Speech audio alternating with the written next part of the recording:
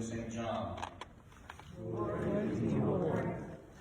Jesus said, I am the true vine, and my Father is the vine grower. He removes every branch in me that bears no fruit. Every branch that bears fruit, he prunes to make it bear more fruit. You've already been cleansed by the word, and I have spoken to you. Abide in me as I abide in you, just as the branch cannot bear fruit by itself unless it abides in me, as I abide in you. I am the vine, you are the branches. Those who abide in me and I in them bear much fruit, because apart from me you can do nothing. Whoever does not abide in me is thrown away like a branch and withers. Such branches are gathered, thrown into the fire, and burned. If you abide in me, and my word abides in you, ask for what you wish, and it will be done for you. My Father is glorified by this, that you bear much fruit and become my disciples. The Gospel of the Lord. Praise to you, O Christ.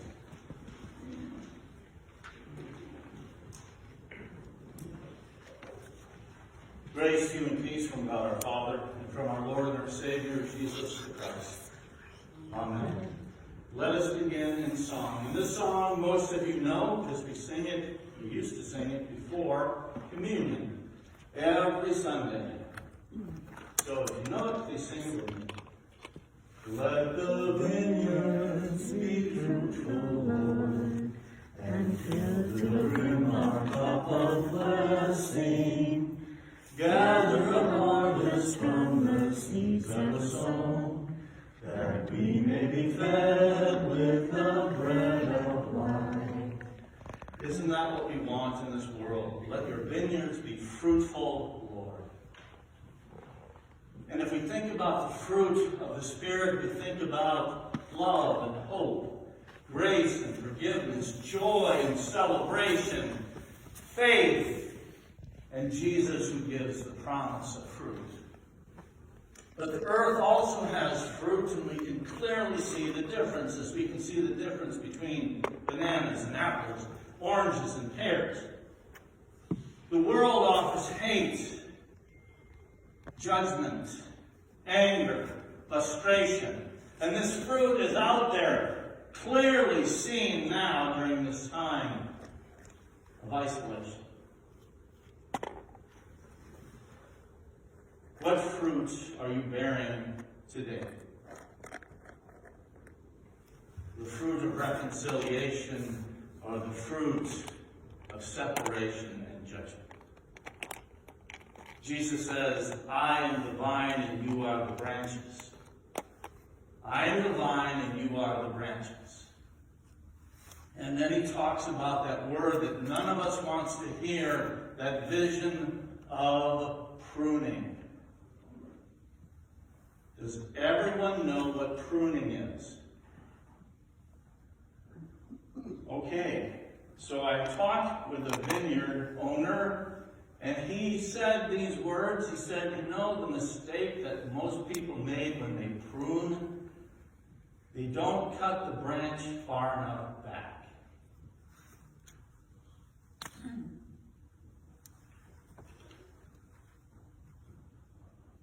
That's hard for some people to hear because most people want to hang on to the dead stuff because it worked in the past. I want to keep it around. And this dead stuff in the church just keeps accumulating. Well, it worked in the past, so it'll work in the future. And so on and so forth. And we surround ourselves with stuff that's dead rather than things that are alive in the Spirit. So the hard question I have for you, brothers and sisters, what within your spiritual life is dead? What is that you should get rid of?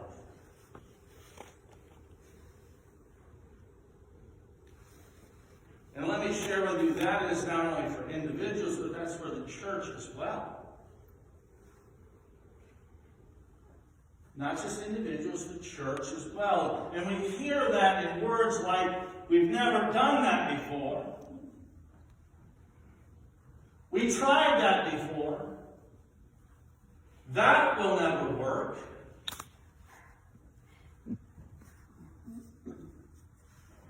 On Thursday, we overcame some of that inertia, if you will. The men gathered together here. 19 men gathered here for an event without agendas. We had a meal. And for some of you who didn't show, you probably said, well, they talked about baseball, or they talked about football, or they talked about sports. And that was never spoken. We talked about life and growing up in Alpena. We talked about the north side. And for you from Alpena, you know what that means. The south side. We talked about how hard it was to grow up in an environment where there was alcohol. We talked, and the Spirit of God was active. There were tears. There was laughter. There was the fruit of the Spirit. Jesus said, I am the vine, you are the branches. And if we think about branches and we think about that pruning process, I thought about my friend who grew Christmas trees. Continues to do so from high school.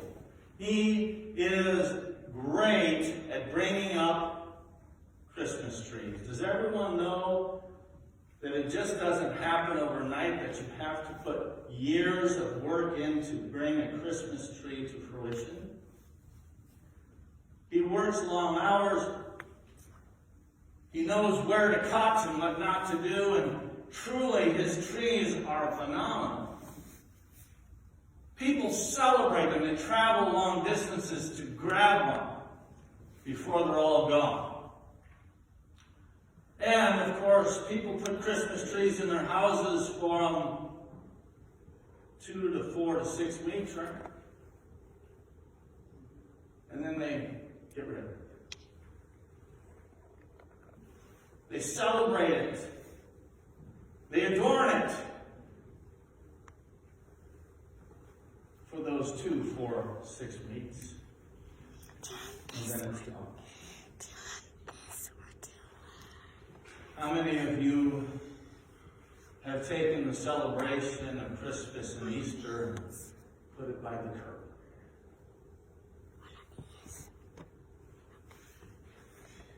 That was Christmas, yay.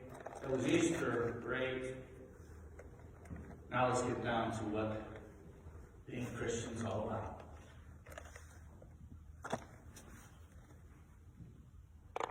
The fruit of the Spirit. Jesus said, I am the vine and you are the branches, and you can't do anything without me. So let me make it clear. The fruit that comes from Christ, that you are part of, it doesn't belong to you. It doesn't belong to you. It is to inspire others in their faith journey. It is to help them to see that Christ is alive in the world and bringing hope to the hopeless, vision to the blind, yes, faith to those who have fallen short.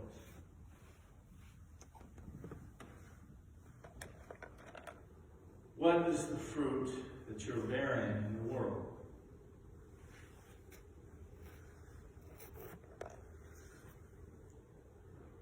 I really wasn't thinking about fruit when I was helping my father-in-law prune some trees. We, my wife and I, had just been married. It was quite funny because I was wanting to impress him. Of course, we were, a new father-in-law, a new son-in-law, and out working with the trees, and I don't know how it happened, but I twisted a branch and somehow it came back and hit me right in the face, right in my lip. Blood had shot down my throat, so I knew that it had broken inside. So I said to my father-in-law, brother-in-law, hey, that branch just hit me. There's something broken inside my lip. I need to go get it fixed. Probably need to get some stitches. And my father said, can I help you? And I said, no, I got it. I'll just have my wife drive me to the emergency room. He said, fine. They kept working. I went to the house. Knocked on walked in and said, sweetheart, I need to go to the emergency room. And she said, what's wrong? I said, well, this branch hit me in the face. And it broke up my lip inside. And she said, well, let me look. So I said, okay, and peeled down my lip, and she went, she said, I gotta sit down, I think I'm gonna faint. She said, I don't think I'm gonna be able to drive you to the emergency room.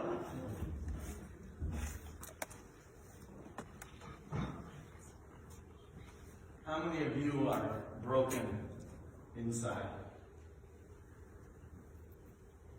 And when you share those wounds, people look at you like you should have never shared them. How many of you are broken inside so much that you've covered it with dead branches? And it keeps you from growing in the knowledge of Christ and His promises.